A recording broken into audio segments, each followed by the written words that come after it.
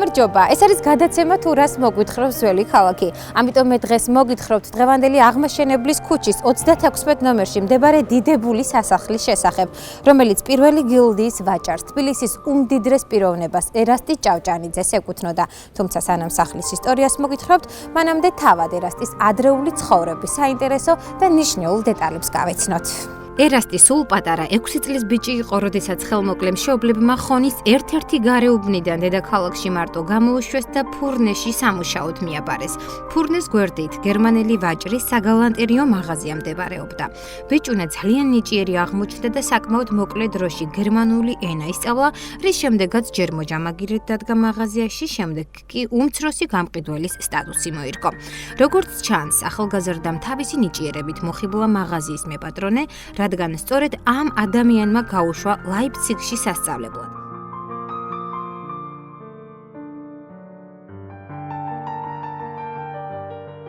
გერმანიიდან დაბრუნების შემდეგ ერასტი ჭავჭანიძემ გონივრული ფინანსური დაბანდებით უზარმაზარი შემოსავალი მიიღო. შემდგომ კი მაშინდელი მიხაილის გამზირზე ულამაზესი სახლის მშენებლობა წამოიწყო, რომლის აშენებაზე ოცნებაც ჯერ კიდევ გერმანიაში სწავლისას დაიწყო. სამსართულიანი სახლი, ულამაზესი დეკორის სიუხვითა და დახვეწილობით გამოირჩევა. შენობის სახეს მოდერნული ელემენტები ახლავს და ნებისმიერ მნახველს მოხიბლულს დატოვებს. ტალღოვანი კარნიზებით, ნაძერწი გირლანდების მოხატულობით თუ რკინის შეკიდული აივნების მოაჯირებით. სადარბაზო მთლიანად შემკულია იმ დროისათვის შესაფერისი მოხატულობით. გადმოცემის თანახმად სადარბაზოს მოხატვა ფლორენციელ მხატვრებს დაავალა, არქიტექტორი კი გერმანიიდან ჩამოუყვანია. სადარბაზოს მსგავსად თურმე ბინებში ყოფილა მოხატული ჭერი მერცხლებით, პეპლებითა და პალმებში ჩაფლული ლამაზე ხედებით. სახლს ეზოს მხრიდან თბილისური ხის აივნები აქვს, ხოლო გარე ფასადი სრულიად განსხვავებულია. სადარბაზოში ჭერიდან ანგელოზები დაგვრცქერიან, კიბის ქვედა ნაწილებიც მოჩუქურთმებული ყვავილებითაა მოხატული. კედლებს ულამაზესი პეიზაჟები ამშვენებს. აქვე ნახავთ სცენებს ვეფხისტყაოსნიდან, რომელიც მხატვარ მიხაიზიჩის ილუსტრაციების მიხედვითაა შექმნილი. სამწუხაროდ ეს შესანიშნავი ფერწერა, რომლებმაც საუკუნეებს გაუძლო, ჭერიდან ჩამოსულმა წყალმა თითქმის გაანადგურა. ასევე ვიცით, რომ ეზოში ანგელოზის ქანდაკებიანი შადრევანი იდგა, სადაც ეგრეთ წოდებული ოქროს თევზები დაცურავდნენ. დღეს კი მის ადგილას უღიმღამო სიცარიელია, რადგან შადრევანი სამწუხაროდ ვანდალურად დაუნგრევიათ. ეს სახლი ააშენა ჩემმა ბაბუამ, ერასტი ჭავჭანიძემ. დაამთავრა სახლის მშენებლობა 1903 წელს. 27 წელს წაართვეს, უთხრეს რუსულად ბილევაშა, სტალენაშა და აი ეს არაჩვეულებრივი სახლი სრულებით გაპარტახდა და გაუბედურდა, თუმცა მაინც იხტიბარი არ გაუტეხია, ცხოვრების ბოლომდე იყო მედგრად ებრძოდა ყოველგვარ ქარტეხილებს, რომელიც კი მის ცხოვრებაში იყო და სულ ამბობდა, რომ ეს საერთო უბედურება და საერთო უბედურებას უნდა გაუძლო. ღირსეულად იცხოვრა თვითონაც, ღირსეულად იცხოვრეს მისმა შვილებმაც და ჩვენ კიდე მისი შთამომავლობა ვცდილობთ, რომ ის რაც ჩაგვინერგეს, ის რაც გვითხრეს, შევასრულოთ პირნათლად, რომ ჩვენი ქვეყანას, აი ეს რაც სჭირს დღეს ჩვენ ქვეყანას, ავიცდინოთ, იმიტომ რომ მე მაინც ბოლომდე მჯერა, რომ როდესაც ადამიანი კარგს აკეთებს, კარგი აუცილებლად ბრუნდება. რესტავრაციამდე ეს სახლი იყო ძალიან ცუდ დღეში, მაგრამ რესტავრაციის შემდეგ რაღაცა ცოტა ოდნავ მოაწესრიგეს, თუმცა ვერ გეტყვით, რომ დიდი შეღავათი ჰქონდა, მაგრამ მინდა გითხრათ ერთი ძალიან მნიშვნელოვანი რამ, რომ საერთოდ ჩემს შვილებს, შვილიშვილებს და სულ ყველას ვეუბნები, რომ სიკეთე საერთოდ არ იკარგება.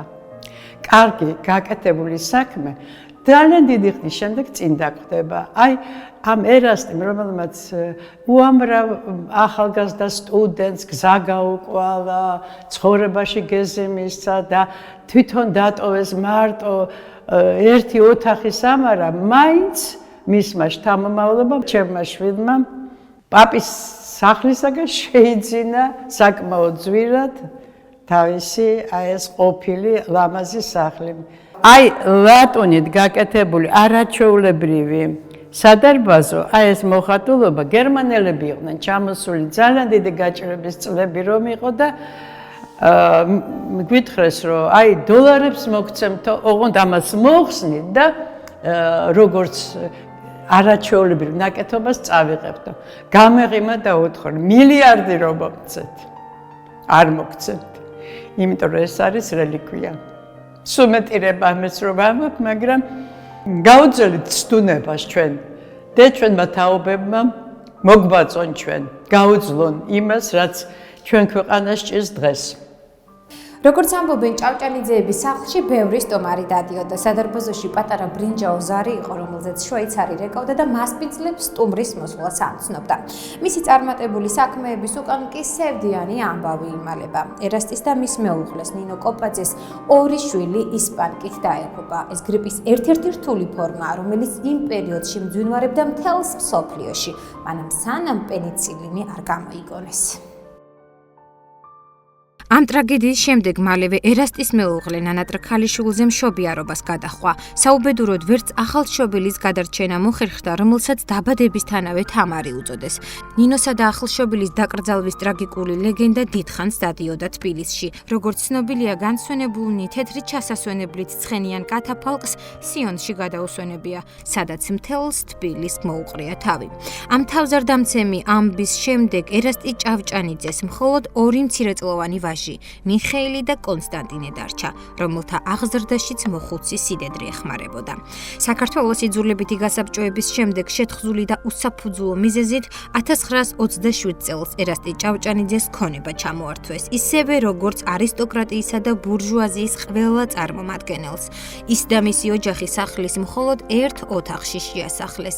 ერასტი ჭავჭანიძე მას შემდეგ მხოლოდ ამ ერთ ოთახში ცხოვრობდა, სადაც ახლა მისი შვილიშვილი ქალბატონი თამარ ჭავჭანიძე ცხოვრობს თავისი ოჯახით. ერასტი ჭავჭანიძე ძალიან იმედიანი იყო და ძალიან ოპტიმისტი, ჩემსავით. ძალიან საინტერესო ფოტოებია მისი მეუღლის თვითონ.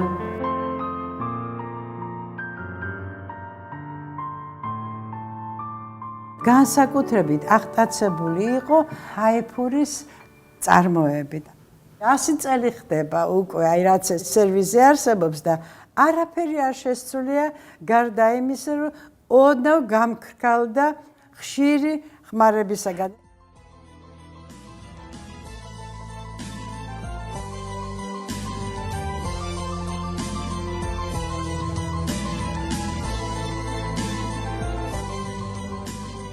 აი ნატრა მაგ რომ ეხლა არის აი გადმოვიღე კიდევაც ვეფხისტყაოსანი ზიჩის ნახატებით და აი ეს სადარბაზოში არსად არ არის მთელ საქართველოში ზიჩის რეპროდუქციები. აი აქ არის, მაგრამ მოულელობა, პატრონობა სულ ნაღვენთებშია. იქნებ მოხდეს აღდგენა. აი თქვენთან თხოვნა მაქვს ერთადერთი ესეთი. იქნებ ვინმე ითავოს ეს